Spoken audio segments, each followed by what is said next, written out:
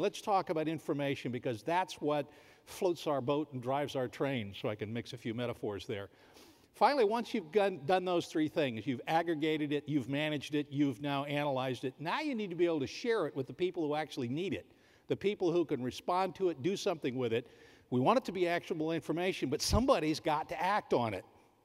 And that's the sharing piece, trying to figure out who we share it with. And I will tell you from a lot of experience working in this business now, both in the interoperability arena and in Virtual USA and others, that that's the hard part, because that starts to get into all kinds of turf and policy and not invented here kinds of issues and all the rest. Finally, you got to be able to secure it. It's not so much secure the information, although sometimes you need to do that too, because there is information you don't want to share widely. But the most important element of that security is, how do you secure the infrastructure that you need to do all the other things? To collect it, to manage it, to analyze it, and to share it, especially to share it. How do you go about securing that infrastructure? And so those 5 things define what my office is focused on. A few years ago, in 2007, Ford teamed with Microsoft to put a computer platform in the car. And what this computer platform does is it revolutionizes your daily drive.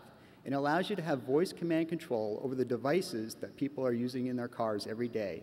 People are using their phones, their MP3 players, or listening to music. They want to connect while they're driving because they're spending more and more time in their vehicles during the daily commute. Of course, this presented a distraction to a lot of drivers. And with the sync system, we really focused in on having voice command control of those devices.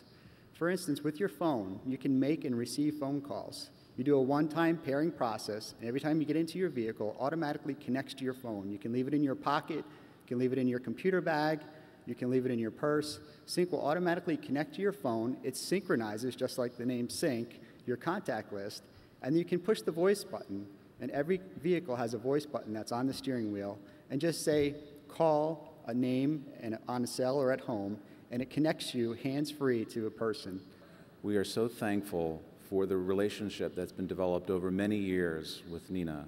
And we know that at OnStar, we would not have a service without the back and forth learnings from our organizations across the country and from the leadership of NENA, and we're most grateful. The goals of what is called now mHealth, or mobile phone health, are to secure rapid transmission of medical data to healthcare providers, and to transmit and respond from either a PC or from a web-enabled mobile device, particularly smartphones that are so commonly available.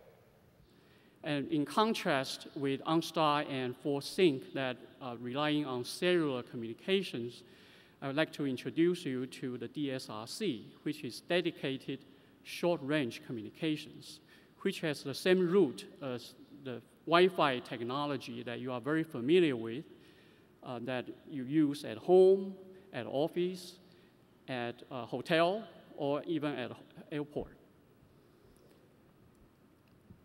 The DSRC technologies, as I said, has the same root as Wi-Fi technology, which is dedicated to a local area. And this is different from the cellular technology, which is a wide area and which is shared by many subscribers or users. And DSRC here is dedicated. You can send a lot of data over a longer distance than Wi-Fi, and up to 1 kilometer or a little bit over 0.6 miles.